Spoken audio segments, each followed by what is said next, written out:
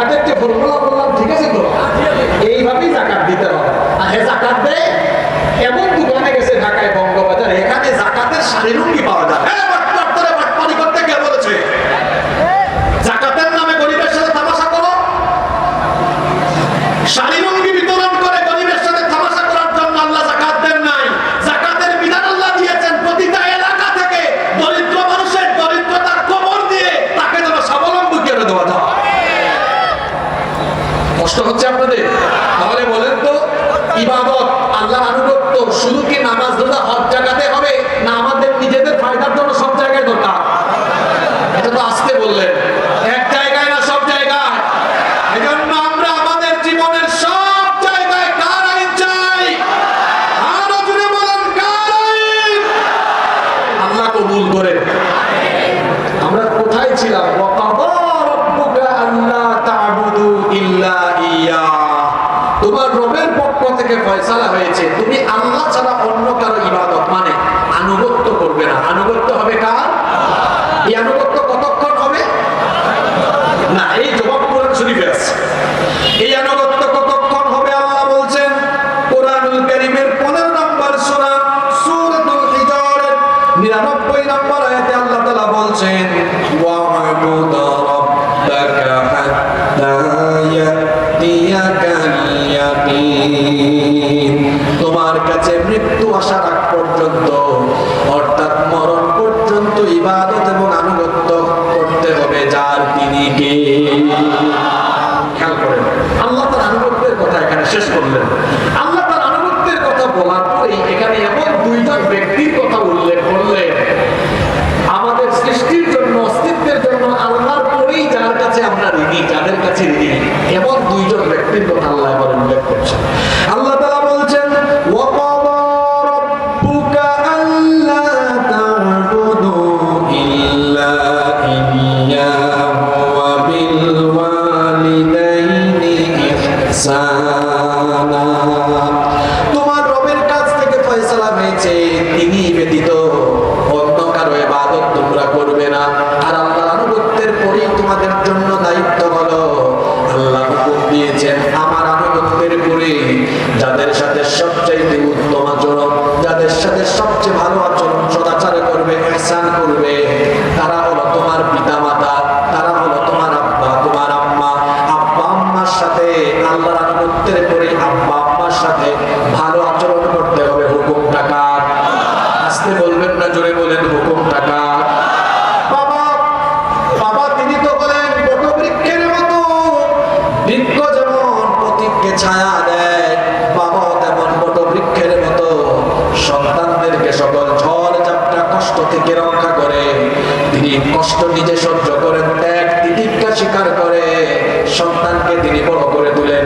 এই জন্য আল্লাহর নবী বলেছেন খবরদার তুমি তোমার বাপের মনে কষ্ট দিও না, বাবাকে আঘাত করো না, কারণ যে বান্দা তার বাবাকে কষ্ট দেয় সে যেন আল্লাহকেই কষ্ট দিল, যে বান্দা তার বাপকে খুশি করলো সে যেন আল্লাহকেই খুশি করলো। শুনেন তাহলে সেই হাদিস খানা।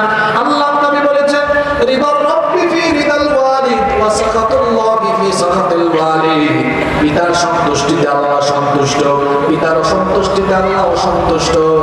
খবরদার আমার ভাইরা, বাবা মার সাথে কখনো অসৎ আচরণ করবেন না, কারণ বাবা মা এমন সেনসিটিভ জায়গা, বাবা মাকে খুশি করলেই জান্নাত, আবার বাবা মা নাখুশ হয়ে গেলে জাহান্নামে নিক্ষেপ করবেন কে? ইবনে মাজাহ হাদিস এসেছে, একবার আল্লাহর নবীকে এক লোক এসে প্রশ্ন করলো মা হাক্কুল ওয়ালিদাইনি আলা ওয়ালাদিহিমা, মা হাক্কুল ওয়ালিদাইনি আলা ওয়ালাদিহিমা,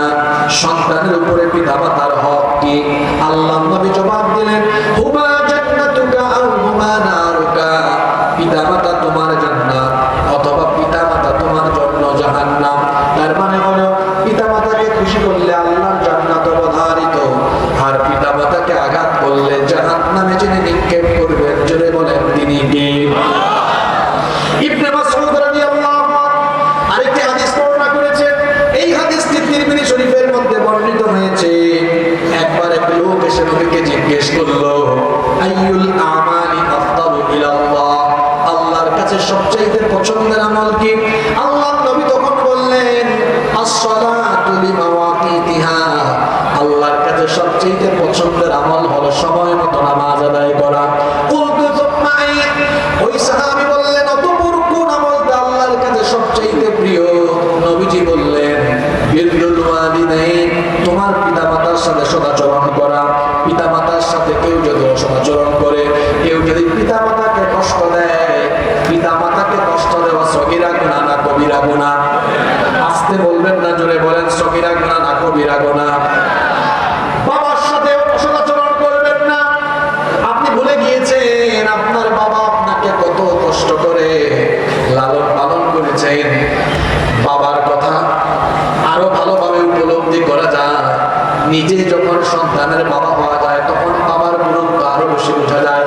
বিবাহিত ভাইয়েরা আমার সাথে কথা বলেন দেখি, আপনার সন্তান রাত 2টার সময় 3টার সময় অসুস্থ হয়েছে, আপনি কি বাড়িতে বসে থাকবেন নাকি বাচ্চাটাকে নিয়ে হাসপাতালে যাবেন? জবাব দেন আমাকে, কোথায় যাবেন?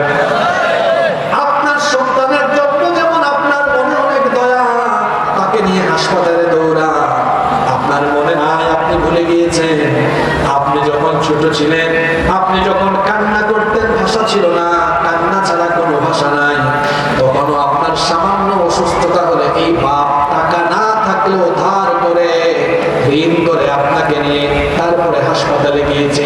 কত কষ্ট করেছে এই বাবা, মাথার ঘাম পায়ে ফেলে মাঠে ঘাটে পরিশ্রম করে, সেই পরিশ্রমে অর্জিত টাকা করি পয়সা দিয়ে আপনাকে স্কুল কলেজ মাদ্রাসা ইউনিভার্সিটিতে পড়িয়েছে। সারাটা জীবন ভরে এইভাবে আপনার জন্য কষ্ট করেছে, আপনার জন্য পরিশ্রম করেছে। সামান্য অসুস্থ হলে সেই বাবা আপনাকে নিয়ে হাসপাতালে গিয়েছে।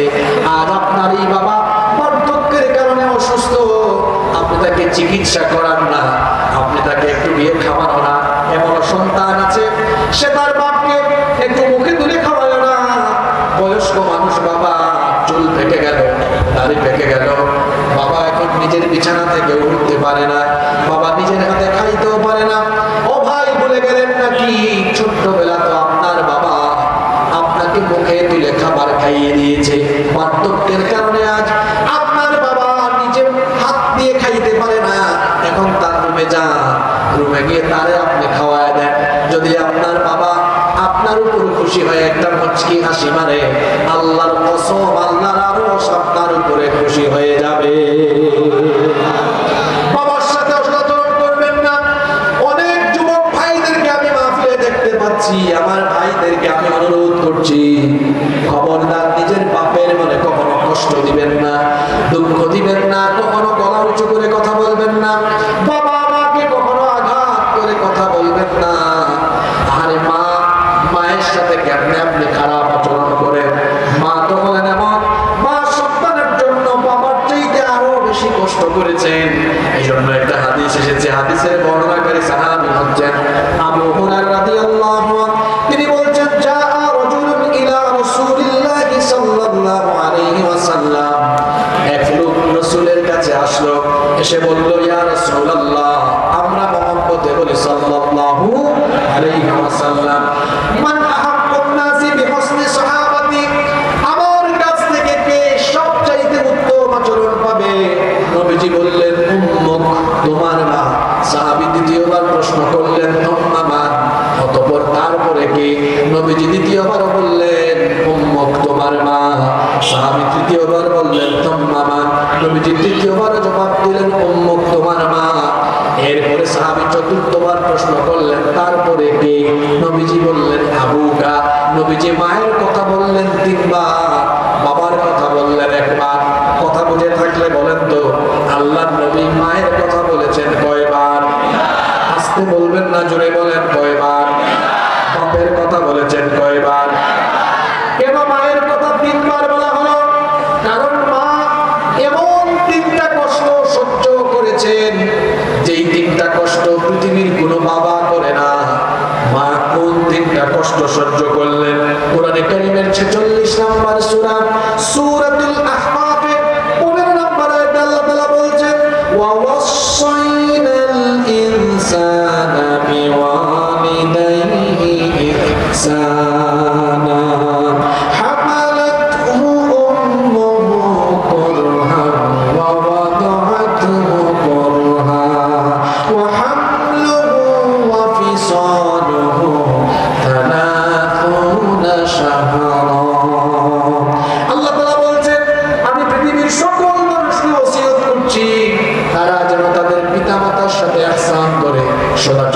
করে বিশেষ করে আয়াতে আল্লাহ মায়ের কথা বললেন। তোমার মা তোমাকে কষ্টের পর কষ্ট সহ্য করে গর্ভধারণ করেছেন, তিনি তোমাকে প্রসব করেছেন, প্রসব আর দুধ ছাড়াতে সময় লেগেছে 30 মাস। মায়ের কষ্টের কথা বুঝাতে গিয়ে আল্লাহ তাআলা কোরআনে কারীমের 32 নম্বর সূরা সূরা লুকমানের 14 নম্বর আয়াতে এভাবে বললেন, ওয়া ওয়াসাইনাল ইনসানা বিওয়ালিদাইহি হামালাতুহু উম্মুহু ওয়াহানান আলা ওয়াহনিন ওয়া ফিসালুহু ফি আমাইন আন ইশকুর লি ওয়া লিওয়ালিদাইকা ইলাইয়াল মাসীর। আল্লাহ তাআলা সকল মানুষকে তার পিতামাতার ব্যাপারে আদেশ দিচ্ছেন।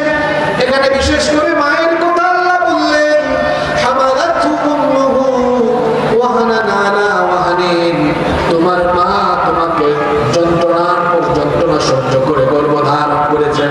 আমি বলছিলাম কেন বাবার চাইতে মায়ের হক 3 গুণ বেশি, কারণ মা এমন 3টা কষ্ট সহ্য করেছেন যা পৃথিবীর কোনো বাবারা করে নাই। এর মধ্যে 1 নাম্বার যন্ত্রণা হলো গর্ভধারণের যন্ত্রণা, 2 নাম্বার যন্ত্রণা হলো প্রসব বেদনা, প্রসবের যন্ত্রণা, 3 নাম্বার কষ্টটা হলো দুধ পান করানো। বলেন তো, গর্ভধারণ, প্রসব, দুধ পান, গর্ভধারণ, প্রসব, দুধ পান, এই 3টা কি পুরুষের কাজ নাকি নারীর কাজ? এই 3টা জিনিস কি মায়ের কাজ নাকি বাপের কাজ? আমি সহ আপনারা কেউ এখানে এই 3টা কষ্টের আগাগোড়া বুঝেন না। এত কষ্ট এই 3টা জায়গা। বিবাহিত ভাইয়েরা কিছুটা হলেও নিজের বউয়ের দিকে তাকায় একটু আজ করবেন। গভীর রাত নিজের স্ত্রী ঘুমায় না, শুধু ফুপিয়ে ফুপিয়ে কান্না করে। স্বামী জিজ্ঞেস করে, প্রিয়তমা স্ত্রী আমার, রাত তো 3টা বাজে, তুমি না ঘুমায় কাঁদো কেন? বউ তখন বলে, প্রিয়তম স্বামী আমার, কেমনে ঘুমাবো আমারে বলেন? পেটের ভেতরে তো আপনার সন্তানটা শুধু লাথি মারে, হাত পা দিয়া গুটাগুটি করে, কেমনে ঘুমাবো, আমার তো ঘুম আসে না। এই বিবাহিত ভাইটা তার বউয়ের এই চিত্র দেখে তার মনে কষ্ট লাগে, কিন্তু সকালবেলা আবার সে তার মাকে গালি দেয়। কপাল পুরা সন্তান, কি করে তুমি তোমার মাকে গালি দিলে? 3টা কষ্ট, এত এত যন্ত্রণা। আহারে ভাই, আমার মা, আপনার মা এই যন্ত্রণাগুলো সহ্য করেছেন কিভাবে আপনি চিন্তা করেন তো দেখি। শীতের রাতে মানুষ ল্যাপ তুষক কম্বল গায়ে দিয়ে আরাম করে ঘুমায়, কিন্তু আমাদের মা আমাদেরকে যখন পেটে ধারণ করেছেন একটা রাতও তিনি আরাম করে ঘুমাতে পারেন নাই। রাতের বেলা যখন সব মানুষ ঘুমায়, 2টা বাজে 3টা বাজে, আমাদের মা ঘুমাইতে পারে না। কেন পারে না? কারণ আমরা যখন মায়ের পেটের ভেতরে ছিলাম এত বেশি নড়াচড়া করেছি, হাত পা দিয়ে যখন বেশি নড়াচড়া আরম্ভ করেছে, এক একটা লাঠি যখন সন্তান মারে, মনে হয় যেন মায়ের কলিজাটা তখন ছিঁড়ে যাওয়ার অবস্থা হয়ে যায়। এইরকম করে মা এক রাত নয়, কত রাত যে না ঘুমিয়ে ঘুমিয়ে চোখের পানি জড়িয়েছে, আল্লাহ ছাড়া সে তো আর কেউ দেখে না। সকালবেলা সারাদিন মা কাজ করেছে, ঘরের সব কাজ সন্তানটাকে পেটে নিয়ে করেন। ঘরের সবার জন্য তিনি রান্না বান্না করলেন, সবার জন্য রান্না বান্না করে সবাইকে খাওয়ালেন। কিন্তু আমাদের মা যখন ক্ষুধা পেটে খাবারের প্লেটটা সামনে নিয়ে খাবার খেতে বসলে, ঠিক এমন সময় আমরা পেটের ভেতর নড়াচড়া মারলাম। নড়াচড়া করার কারণে মা আর খাইতে পারলেন না, বমি বমি ভাব তৈরি হয়ে গেল। কখনো বা ওয়াশরুমে গিয়ে বমি করলেন, কখনো বা বমি বমি ভাব আসলো, বমি হলো না, খাইতেও পারলেন না।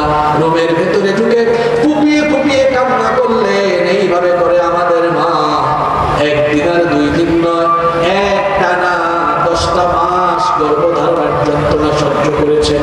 10টা মাস আমাদের জন্য যন্ত্রণা সহ্য করে করে যখন ডেলিভারির সময় চলে আসলো, তখন মায়ের দুশ্চিন্তার মাত্রা বেড়ে গেল। কারণ কত মহিলা আছে সন্তান নদীতে গিয়ে নিজেই সে মারা গিয়েছে, মায়ের তখন টেনশন বাড়ে। কিন্তু মা তখন আল্লাহর দরবারে বারবার ফরিয়াদ করে, রব্বুল আলামিন, এত কষ্ট করে আমার কলিজার টুকরা ধন এই সন্তানটাকে আমি পেটে ধরলাম, 9 মাস 10 মাস ধরে আমি যাকে পেটে ধারণ করলাম, এই সন্তানটাকে তুমি যদি তাকে জন্ম দিতে গিয়ে আমার মরণ হয়ে যায়, আমার জীবনটা কেড়ে না, তারপরেও আমার সন্তানটাকে সহি সালামতে দুনিয়াতে নিয়ে আসো। এই মায়ের সাথে কি করে তার সন্তান দুর্ব্যবহার করে আমার তো বুঝে আসে না। গর্ভধারণের যন্ত্রণার চাইতে আরো শতগুণ বেশি যন্ত্রণা হলো প্রসবের মধ্যে। হসপিটালে যান, আমি জানি না কখনো কি লেবার রুমের পাশ দিয়ে যাও, আপনি গিয়েছেন কিনা। লেবার রুম হলো যেই রুমে মহিলাদের ডেলিভারি হয়, চিৎকার শোনা যায়, এক একটা চিৎকারে মনে হয় আকাশটা বিদীর্ণ হয়ে যাওয়ার উপক্রম হয়ে যায়। মা যখন সন্তানকে ডেলিভারি করে এত কষ্ট হয় মায়ের। যুবক ভাইয়েরা কান লাগা মনোযোগ দিয়ে শোনেন, এই মুহূর্তে আপনারা যদি কেউ লাঠি দিয়ে একটা বাড়ি দেয়, লোহার রড দিয়ে বাড়ি দেয়, শোনেন চিকিৎসা বিজ্ঞান বলছে একজন মানুষ সর্বোচ্চ 20 থেকে 25 পর্যন্ত ব্যথা সহ্য করার ক্ষমতা রাখে। কথা বুঝে থাকলে বলেন তো, একজন মানুষ সর্বোচ্চ কত পর্যন্ত ব্যথা সহ্য করার ক্ষমতা রাখে? আরো জোরে বলেন। যে মায়ের সাথে বেয়াদবি করে, বেয়াদবি করার আগে একটু চিন্তা ভাবনা করবেন। চিকিৎসা বিজ্ঞান বলছে একজন মানুষ সর্বোচ্চ 20 থেকে 25 ইউনিট পর্যন্ত ব্যথা সইতে পারে, কিন্তু আমাদের মা আমাদেরকে জন্ম দিতে গিয়ে 20 আর 25 নয়, 50 থেকে 55 ইউনিটের মারাত্মক ব্যথা সহ্য করছে। শরীরের প্রতিটি হাড় ভেঙে যাওয়ার চাইতেও নিদারুণ সেই কষ্টের যন্ত্রণা আমার মা কেমনে সহ্য করেছে, সেটা আমার মা আর আমার আরশের মালিক আল্লাহ ছাড়া কেউ তো আর বোঝার কথা না। সেই মা সন্তানটাকে জন্ম দিলেন, জন্ম দেওয়ার পরে 2 বছর পর্যন্ত বুকের দুধ পান করালেন, আর এত কষ্ট করলেন, সব আপনি ভুলে গিয়েছেন। এখন এই মাকে আপনি চক্ষু মোটা করে গলা উঁচা করে কথা বলেন, সব তো ভুলে গিয়েছেন। রাতের বেলা ঘুমিয়েছেন, এখন তো মা বাবা সন্তানদেরকে প্যাম্পাস পরায়, কিন্তু আমাদের যাদের বয়স 30 কোথায় এখন ঘুমাবে? এই মাকে কি আপনি আঘাত দেন? সেই মা তখন নিজে পেশাবের জায়গায় ঘুমায়া আপনার যেন কষ্ট না হয়, আপনাকে মা তার বুকের উপরে আরাম করে সারা রাত ঘুম পাড়িয়েছে। এইভাবে করে আদর স্নেহ মমতা ভালোবাসা দিয়ে সেই মা আপনাকে লালন পালন করেছেন। শুধু তাই নয়, বলেন তো দেখি, যখন ঢাকায় যান, ঢাকা থেকে ফিরতে যদি বেশি রাত হয়, আপনার মোবাইলে সবচাইতে বেশি কল কার মোবাইল থেকে যায়? জোরে বলেন, কার? এইটা আমি আমার নিজের কথা বলি। আপনার তো মাহফিলে আসার আগে কত ফোন করেন, হুজুর গো হুজুর কোথায় আছেন, তাড়াতাড়ি আসেন। আর হুজুরটা যখন স্টেজ থেকে নেমেন, গাড়ি করে রওনা করে, বেচারা বাঁচলো না, বললো না, বাড়িতে পৌঁছাইলো। হাতে গোনা 4-5টা কমিটি ছাড়া বাকি কেউ এই খবরই রাখে না। কিন্তু আপনারা খবর রাখলে রাখেন, না রাখলে না। ভাই বোন আত্মীয় স্বজন অনেকে খবর রাখে না, কিন্তু বারবার বারবার মোবাইলে একজনের দিন কিন্তু ঠিকই আসে, তিনি হলেন মা। ঢাকায় গিয়েছেন আপনি, ফিরতে যদি দেরি হয়, দেখবেন কেউ অপেক্ষা করে না, আপনাকে মা কল করে বলে, বাবারে তুই ফিরতে তো লেট করতেছিস কেন? তোর টেনশনে তো আমার ঘুম হয় না। মা বারবার করে ফোন দেয়। যখন আপনি কয়ারিয়াতে ঢুকবেন, রাত 4টা বাজে, আপনি যখন বাড়িতে ঢুকবেন, বাড়িতে ঢুকার পরে আপনি দেখবেন কেউ আপনার জন্য টেনশন করে না, সব ঘুমায় গেছে। কিন্তু শুধুমাত্র আপনার মা তখন না ঘুমায়া বাড়ির মূল দরজায় পাহারাদারের মতো দাঁড়ায় দাঁড়ায় তখন অপেক্ষা করে। কি করে না? সেই মা এইভাবে করে দুঃখ কষ্ট যন্ত্রণা সহ্য করে আমাকে আপনাকে লালন পালন করেছেন। আল্লাহ নবী বলেছেন, খবরদার সেই মাকে কখনো কষ্ট দিও না। এমনকি এই মা আর বাবা যদি কাফির হয়, অমুসলিম হয়, তাও তাদের সাথে অসৎ আচরণ করা যাবে না। একবার আবু হুরায়রা রাদিয়াল্লাহু আনহু নবীজির কাছে এসে কান্না করতেছেন। আল্লাহ নবী বললেন, আবু হুরায়রা তুমি কান্না করো কেন? আবু হুরায়রা রাদিয়াল্লাহু আনহু বললেন, নবী গো, আমি প্রত্যেকদিন আপনার কাছে আসি, আমার মা এটা জানতে পেরেছেন, আমার মা আমাকে প্রতিদিনের জন্য গালি দেন, বকা দেন, কিন্তু আজকে তিনি আমাকে নিজের হাতে মেরেছেন। আল্লাহ নবী বললেন, আবু হুরায়রা তোমার মা তোমাকে মেরেছেন, এটা বিচার দেওয়ার জন্য তুমি কি আমার কাছে আসছো নাকি? শোনো, তুমি যদি এই উদ্দেশ্যে এসে থাকো, তোমার মা তোমাকে যদি মারে না, মনে রেখো এই বিষয়ে আমার করার মতো তেমন কিছুই নাই। আল্লাহু আকবার। আবু হুরায়রা রাদিয়াল্লাহু আনহু তিনি তখন বললেন, ওগো আল্লাহর নবী, বিচার দিতে আসি নাই, আমার মা তো এখনো মুশরিকা, আমার মা এখনো ইসলাম গ্রহণ করেন নাই, আপনার কাছে একটা আবেদন নিয়ে এসেছিলাম। নবীজি বললেন, কি আবেদন নিয়ে এসেছো বলো? আবু হুরায়রা রাদিয়াল্লাহু আনহু বললেন, আপনি একটু দোয়া করেন, কারণ নবীর দোয়া তো আল্লাহ ফিরান না, আপনি একটু দোয়া করেন আমার মাকে যেন আল্লাহ ইসলামের জন্য কবুল করেন। আল্লাহ নবী হাত করে দোয়া আরম্ভ করেছেন, ওইদিকে আবু হুরায়রা দৌড় মেরেছেন, এত জোরে দৌড় মেরেছেন, রাস্তায় থেকে কয়েকজন ধরেছেন, কি ব্যাপার আবু হুরায়রা, তুমি তো বড় শান্ত মানুষ, তুমি তো কখনো এত বেশি দৌড়াও না, আজকে দৌড়াও কেন? তিনি বললেন, আমার থামাইয়া কথা বলে সময় নষ্ট করো না, তাড়াতাড়ি ছাড়ো, আমি দৌড়ায় দৌড়ায় বাড়ি গিয়ে দেখতে চাই আমি আগে বাড়িতে পৌঁছালাম নাকি আমার নবীর দোয়া আগে আমার বাড়িতে পৌঁছে গেল। বাড়িতে গেছেন, যাওয়ার পরে দরজা নক করেছেন, ভেতর থেকে মায়ের আর কর্কশ কোনো কণ্ঠ সেদিন শোনা গেল না। মা বলতেছেন, কে রে? আমার আবু হুরায়রা নাকি? তিনি তো নরম কণ্ঠ শুনে বুঝে ফেলেছেন আমি বাড়িতে আসতে দেরি হয়ে গেছে, রাসূলের দোয়া আমার আগে বাড়িতে চলে এসেছে। আল্লাহু আকবার। বাড়িতে ঢোকার পরে দেখলেন তার মা চুল থেকে পানি পটপট করে পড়তেছে। তার মা বলেন, আমি তো গোসল করেছি বাবা, চিন্তা করলাম তোমার যে আমি মারি, গালি দেই, বকা দেই, তুমি তো পৃথিবীর শ্রেষ্ঠ মানুষ, তার কাছে দাও, কেন তোমাকে মারবো? আমি চিন্তা করেছি আর মারবো না, আর বকবো না, আমি সিদ্ধান্ত নিয়েছি যার কাছে তুমি গিয়েছো তার কাছে আমিও গিয়ে কালেমা পড়ে মুসলমান হয়ে যাবো। আল্লাহু আকবার। এই ঘটনাটা কেন বলেছি জানেন? আবু হুরায়রার মা ছিলেন মুশরিকা, রাসূলের কাছে গিয়েছেন, রাসূল কি বলেছেন? তোমার মা যদি মুশরিকাও হয় কোনো বিচার নাই, মা বাবা কাফির হলেও তাদের খেদমত করতে হবে। আল্লাহ কোরআনে বলেছেন, ওয়ালা তাকফু মা লাইসা লাকা বিহি ইলমুন ফালা তুতি'হুমা ওয়া সাহিবহুমা ফিদ দুনিয়া মা'রুফা। তোমার মা বাবা তোমাকে যদি আল্লাহর আনুগত্যের বিপরীত বা শিরকের কথা বলে, এই এক জায়গায় শুধু আপনার কথা মানা যায় না, এছাড়া মা বাবা কাফির হলেও তাদের সাথে উত্তম আচরণ করতে হবে। হুকুমটা কার? জোরে বলেন, হুকুমটা কার?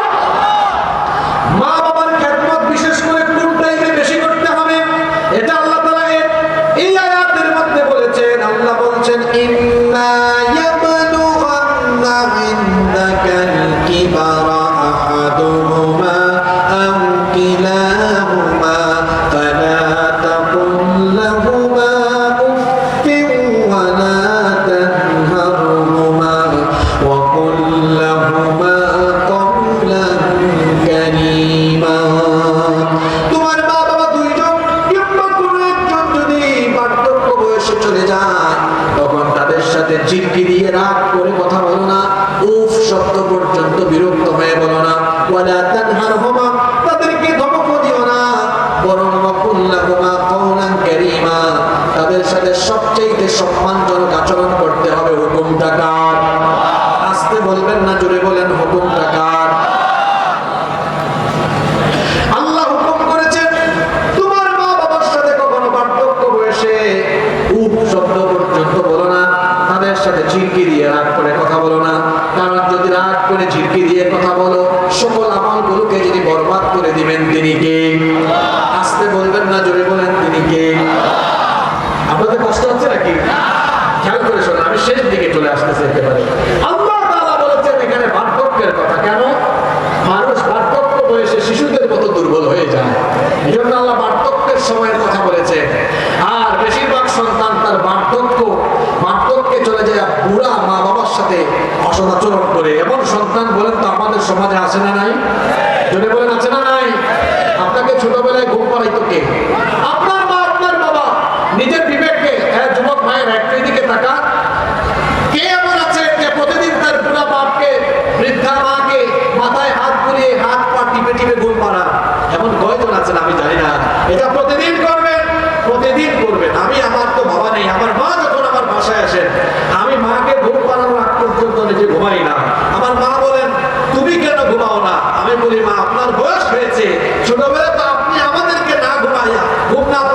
দেন না, এখন আপনি শিশুর মতো হয়েছেন, আপনাকেও ঘুম না পারে আমি ঘুমাবো না। মা বাবাকে বুড়া বয়সে বেশি খেদমত করবেন, দেখাও না একটু রুমে গিয়া। মা বাবা এখন টয়লেটে একা যেতে পারে না, একটু ধরে নিয়েও যায় না। বাজার থেকে আসতেছেন, মা বাবার জন্য কিছু ফলমূল আনেন। ছোটবেলা আপনার জন্য আপনার বাবা মা চকলেট আনতেন, এনে গোপনে গোপনে লুকায়া দিতেন, আপনি যেমন খুশি হইতেন। আচ্ছা বলেন তো, বাচ্চাদেরকে চকলেট দিলে বাচ্চারা খুশি হয় না বেজার হয়? জোরে বলে খুশি হয় না বেজার হয়? আপনি যখন বাচ্চা ছিলেন, আপনার বাবা যখন আপনাকে চকলেট বা অন্য কোনো খাবার কিনে দিত, আপনি যেমন খুশি হতেন।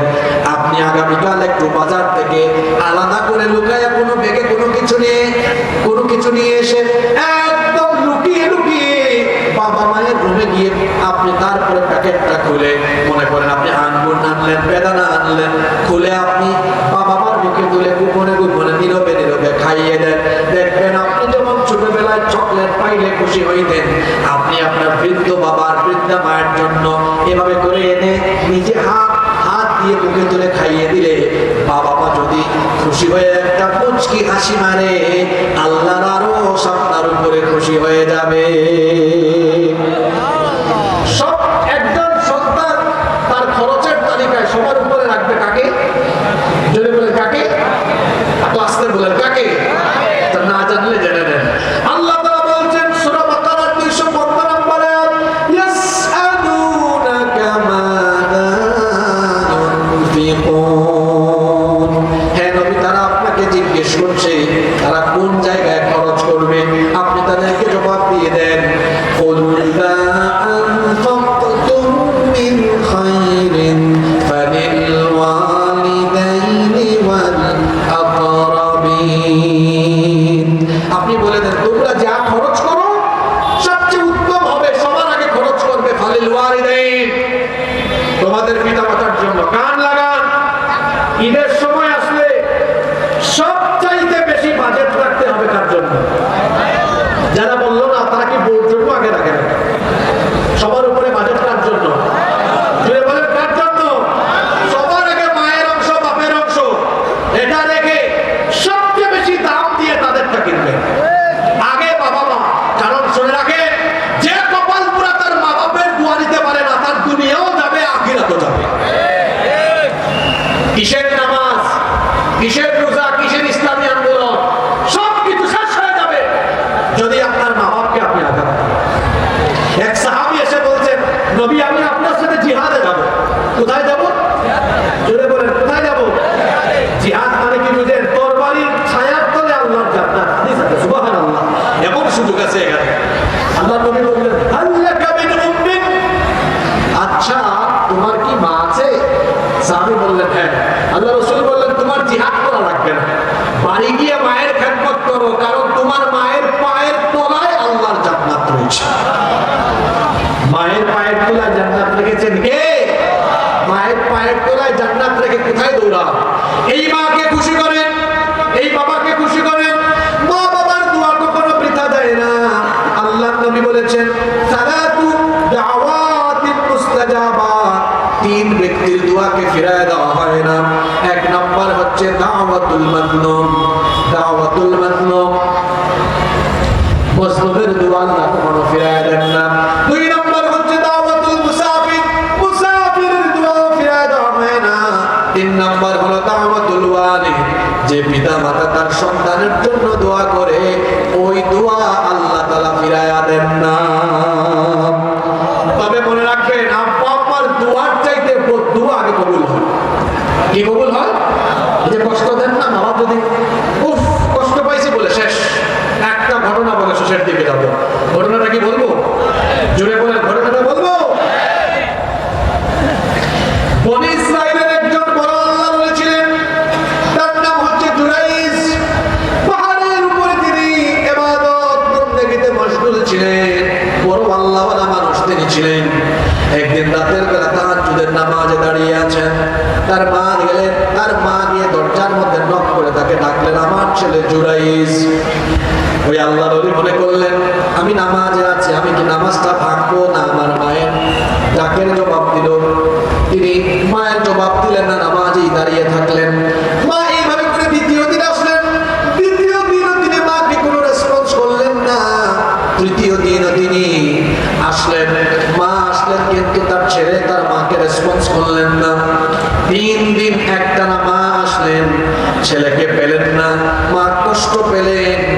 পেয়ে বলেন, আল্লাহ আমার ছেলেটার কাছে আমি একটা রাত 3 দিন আসলাম, কোনো রেসপন্স করলো না, আমার ছেলের উপরে আমি বড় কষ্ট পেলাম। বেশ্যা নারীর ফিতনায় না ফেলে তুমি তার মরণ দিও না। দোয়া না বদদোয়া? যদি বলেন দোয়া না বদদোয়া?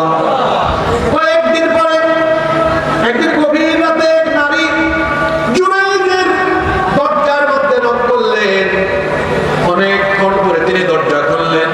ওই নারী বললেন, আমি তোমার কাছে এসেছি, ধরা দিয়েছি, এত রাতে নির্জনে নীরবে তুমি আর আমি আছি, আমাকে তুমি তোমার কাছে রাখতে পারো? তিনি তখন বললেন, অভিশপ্ত, এখান থেকে চলে যাও, দূর হয়ে যাও, আমি আল্লাহকে ভয় করি, তুমি এখান থেকে চলে যাও। ওই নারী চলে আসতেছিল, প্রতিমধ্যে পথের মধ্যে 2 জন রাখালের সাথে তার দেখা হলো। ওই রাখাল তার সাথে যখন জিনা ব্যভিচারে লিপ্ত হলো, ওই নারী তখন সন্তান সম্ভবা হয়ে গেল। ওই নারীর পেটে বাচ্চা আসলো। কিছুদিন পরে লোকজন ওই নারীকে বললো, কি ব্যাপার, তোমার তো বিয়ে শাদী হয় নাই, বিয়ে শাদী ছাড়া তোমার পেটে বাচ্চা আসছে কেমনে? এবার ওই নারীকে বনি ইসরাইলের কিছু লোক যারা জুরাইজকে অপছন্দ করলো, ওই নারীকে তারা বললো, তোমাকে আমরা কিছু অর্থ করে দিব, তুমি জুরাইজের বিপক্ষে বলো, তুমি বলো জুরাইজ এই কাজটা করেছে। মহিলা আবার জুরাইজের উপরে দোষ চাপিয়ে দিলেন। এবার লোকজন জুরাইজকে গিয়ে ধরে আনলেন, তার ইবাদতখানাকে ভেঙে চুরমার করে দিলেন। জুরাইজ বললেন, কি ব্যাপার, তোমরা আমার সাথে এমন আচরণ করছো কেন? আর আমার ইবাদতখানাকে তোমরা এভাবে ভেঙে চুরে চুরমার করে দিচ্ছ কেন? তারা বলল, জানো না কি, জানো না কেন এটা করছে? একটু পরে টের বাবা তাকে প্রচন্ড ভাবে মারধর করতে লাগলো। যখন পাহাড়ের উপর থেকে নিচে নামায় নিয়ে আসলো, বললো, এই নারীর পেটে সন্তান কেমনে গেল? সেই নারী তো বলছে, এটা তোমার কাজ। জুরাইজ তখন বললেন, আমাকে একটু সময় দাও, তোমরা আমাকে একটু সময় দাও, দেখবা ঘটনার সত্যতা পেয়ে যাবে। জুরাইজ তখন অজু করলেন। এরপরে তিনি আল্লাহর দরবারে ফরিয়াদ আরম্ভ করলেন, হে আল্লাহ, সারাটা জীবন ভর আমি তোমার ইবাদত করেছি, জানি না কেন তুমি আমাকে ফিতনায় ফেললে। তুমি যদি এক হও, অদ্বিতীয় হও, তাহলে এই ফিতনা থেকে তুমি আমাকে বাঁচাও। আল্লাহ তার অন্তরে ইলহাম পাঠিয়ে দিলেন। আল্লাহ বললেন, তুমি ওই নারীর পেটের দিকে সম্বোধন করে বলো, ওই পেটের ভেতরে থাকা সন্তানটা কার? তাহলে দেখবে জবানটা আল্লাহ নিজেই খুলে দিবেন। বলেন তো জবান দেওয়ার মালিক কে? তিনি যখন এটা বললেন, সন্তান জবাব দিল, ওই রাখালগুলোই হলো আমার বাপ, ওই রাখাল হলো আমার বাপ। জুরাইজ বুঝতে পারলেন, ইলহামের মাধ্যমে জানিয়ে দেওয়া হলো। তিনি বুঝলেন, আরে আমি আমার মাকে কষ্ট দিয়েছি, মায়ের বদদুয়ার ফলে এই ফিতনার মধ্যে নিপতিত হয়েছি। ঘটনাটা এজন্য শোনালাম, আমার বাবারা, আমার ভাইয়েরা, মা বাপ যাদের ঘরে আছে, জান্নাত তার ঘরের ভেতরে আছে। মা বাবার দুয়ার চাইতে বদদুয়া আগে কবুল হয়। এই জন্য খবরদার, মা বাবার মনে কখনো আঘাত দিবেন না, বরং মা বাবার খেদমত করতে হবে। আল্লাহ তাআলা বলেছেন, ওয়ালা তানহারহুমা, তাদেরকে ধমক দিও না, কথা বলার সময় ভদ্রভাবে বলো। কি করে কথা বলতে হবে আল্লাহ শিখিয়ে দিলেন, ওয়া কুল্লাহুমা কওলান কারীমা, সম্মানের ভাষায়, বিনয়ের সাথে, ভদ্রতার সাথে কথা বলো। এরপরে আল্লাহ বললেন, ওয়াখফিদ লাহুমা জানাহাদ যুল্লি মিনার রাহমাতি, বলেন আমার সাথে, ওয়া কুর রাব্বিরহামহুমা কামা রাব্বায়ানি সগীরা, পিতামাতার জন্য তোমার রহমতের ডানা উন্মুক্ত করে দাও, পিছিয়ে দাও, আর সব সময় তোমার আব্বা আম্মার জন্য দোয়া করো। দোয়াটাও আল্লাহ শিখিয়ে দিলেন, এত সুন্দর দোয়া, কেউ চুপ থাকবেন না, আমার সাথে পড়েন, রব্বিরহামহুমা কামা রাব্বায়ানি সগীরা। হে রব, আমার মা, আমার বাবা আমাকে যেভাবে ছোটবেলায় স্নেহের কোলে লালন পালন করেছেন, তুমিও আমার আব্বা আম্মাকে তোমার রহমতের কোলে লালন পালন করো। বলেন আমিন। এরপরে শেষ আয়াত আল্লাহ বলছেন, রব্বুকুম আ'লামু বিমা ফি নুফুসিকুম ইন তাকুনু সালিহিনা ফাইন্নাহু কানা লিল আওয়াবিনা গফুরা। তোমাদের মনের ভিতরে কি আছে? পিতামাতার